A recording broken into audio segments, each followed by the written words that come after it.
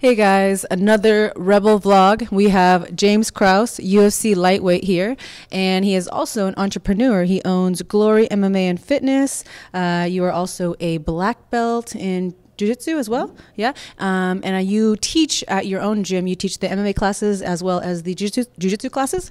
So I teach MMA mostly. I am in Jiu-Jitsu and I teach Jiu-Jitsu obviously, but I think I don't even really like the term entrepreneur. I feel like whenever people think entrepreneur, I feel like that's just like another term for drug dealer.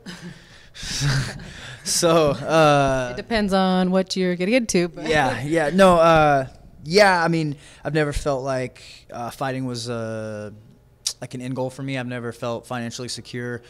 You know as well as anybody that really the UFC can cut you at any point. So it's I've lost 2 in a row before.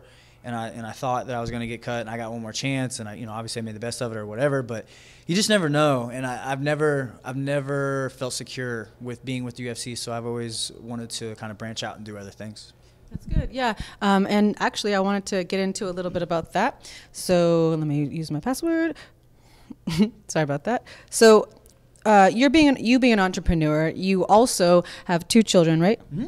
So I have a 2-year-old daughter, and my 12-year-old sister lives with me. Awesome. So that's one thing you have to deal with. Then you're in fight camp, and I guess the biggest question I have is, how do you deal with it? How do you juggle all of that? Yeah, whenever I figure that out, I'll let you know. No, I have a pretty how do I want to say this? I think I've been blessed or fortunate or whatever term you want to use. I'm pretty motivated. Like I'm self-motivated. It doesn't take a lot to get me fired up. I love what I do, so I don't really consider anything I do work. And I've kind of structured that. My whole childhood was about just creating a life that my whole goal in life is to be able to do what I want to do when I want to do it without having to check my bank account. Now, I've got the first part down, so I'm working on the bank account part, but we'll get there, I think. And that's important to me is freedom from time. I can step away from fighting anytime I want to. I can step away from the gym if I need to, and I don't want to step away from either one of those things, but I really like the freedom of being able to do that when I want to. That's good, and I think you are definitely a step ahead of a lot of MMA fighters in general. We have one-track minds. We just want to focus on fighting, which is good at the time, because I'm a firm believer in you can be a jack of all trades and a master of none. But if you find a way to juggle it and become financially secure in other ways so that you don't have to worry, then I think like I said, you're a step ahead for sure. Yeah, I mean, I've gotten a lot of criticism in the past. Frank Trigg, probably more so than anybody. Thanks, Frank. This is how I always explain it. They say if you have a plan B, it distracts from plan A. To me, this has always been a part of plan A. This has never been a thing where I just added stuff to my plate on top of fighting. I've always wanted to be a business owner, more so than a fighter. To be honest, I accidentally became good at fighting. Like I just showed up to the gym and never left. Fighting was never on the table for me in terms of like wanting to do something. It just kind of fell into my lap. So it's actually, if there is a distraction, it would be from the business aspect of things, because I've always been an entrepreneur mindset. I've always had that type of grind mindset. So it's always been part of my plan A. You know what I mean? I've wanted to have this complete, I always say I'm building a martial arts empire, and I have a ton of different things going on, and I like it that way. I'm not the type of person, I know a lot of guys that come in, they train, training's over, they go eat lunch, and they go home and take a nap. I don't take a nap. I go to work, and I couldn't take a nap if I wanted to. So it's just how I choose to live my life, and like I said, I really genuinely enjoy it. Yeah. Well, you tend to be busy, not just with the business aspect, but you are one of the busiest and active fighters that I've done research on, that I've had to interview. When I was researching James, I found out that, there's a lot of other older fighters, but for being 31, yep. 31. He has his record right now, just to give you guys some stats, is 24-7. He's fought in other organizations besides UFC, like Bellator, WEC, RFA, Titan FC, and a couple things that I noticed that just popped out at me. You can't tell by looking at paper, but when you really think about it, your amateur record alone is interesting. You had you're 18-1, mm-hmm. And how long did it take you to rack up the 18-1 record? A couple of years, I think, 2 or 3 years. And that was just MMA alone. I did a lot of kickboxing, obviously competed in jiu-jitsu as well. Whenever I first started, I fought almost every weekend. I would go to shows, bring a bag, bring my stuff, and that's just, it was a different time. It's not the same as it is now. I'm not sure. How long have you been training? I've been pro since 2012. So for me, I've been professional since 2008, and I started in 2006, and it's just a different game now. Like nobody really knew what they were doing back then. So it was just, like I said, it's a different time. The sport's evolved so much. There's no way that anybody could do that now and be successful. But I would fight every weekend. I fought twice in one night on multiple occasions. It was just a different time period whenever I started. But yeah, I ultimately climbed the ranks. Amateur, I was the #1 ranked amateur in the country for I think a year or something like that. And then in the state of Missouri, decided to turn professional, where they actually started sanctioning fights. So at the time they weren't even sanctioning them. So whenever they did that, I just decided to go pro, and I still didn't even know what I was doing. Like I said, I kind of fell into the UFC, into some of the bigger organizations by accident. Yeah, your first year of being a professional fighter, you still fought 10 times. Yeah. Once again, I was fairly active. It was fairly. Yeah.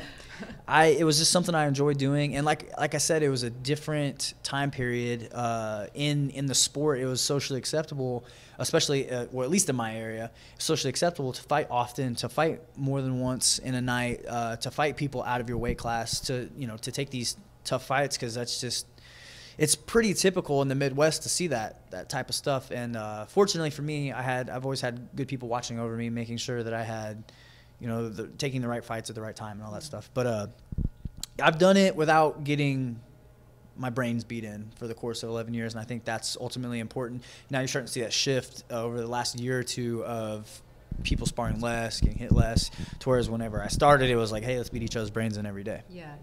We have definitely grown as a sport, and thank goodness for our longevity and our kids in the future. So I was going to ask this a little bit later when we talk about your next opponent, but I want to ask it now since we're talking about you being active. So your last fight was in July 7th. Yep. And now your next fight that just got announced is January 14th, correct? And that's against Alex White. So that's a 6-month gap.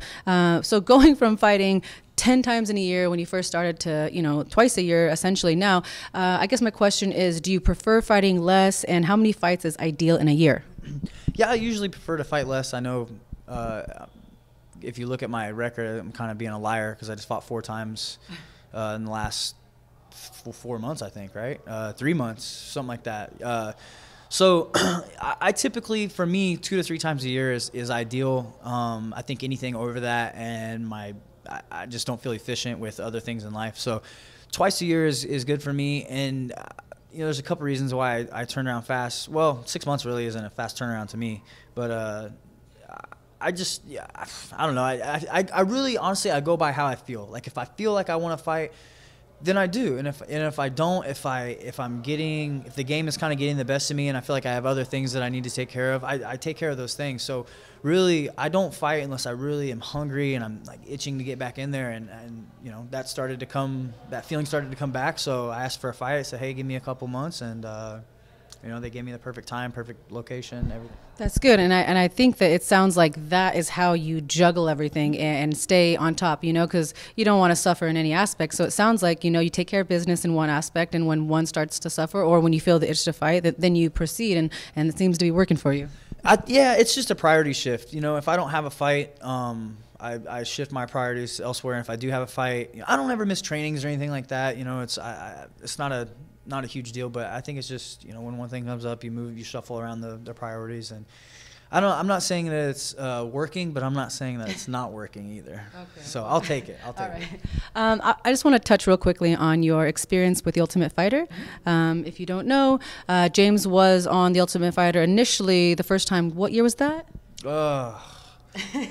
2012.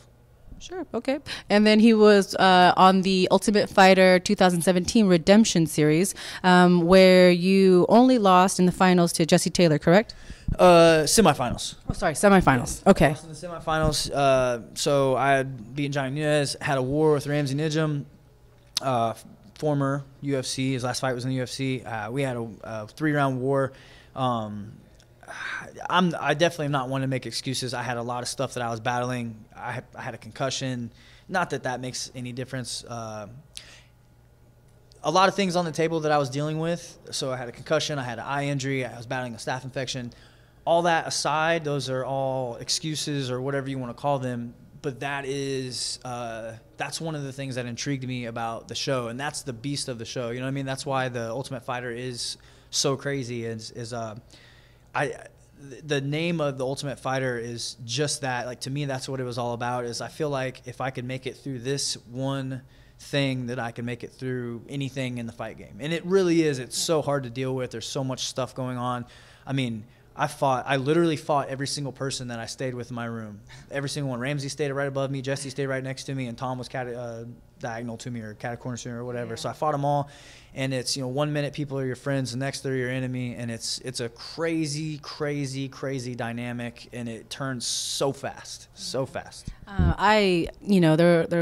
My experience, I've never been on the show. I was almost on the show, but essentially it just seems like such a mind fuck, and we can say fuck on my channel, it's okay. So and I wouldn't want to go through it personally, but my one question is, being on the show in 2012-ish, and then the Redemption series, you did great. You didn't win the show, okay, and maybe quote unquote not the Ultimate Fighter, but you're in the organization for a reason. You're a great fighter, but do you have any resentment, or are you just kind of like, what, at least I got to go back and show my stuff? Like, how do you feel about the end result, I guess?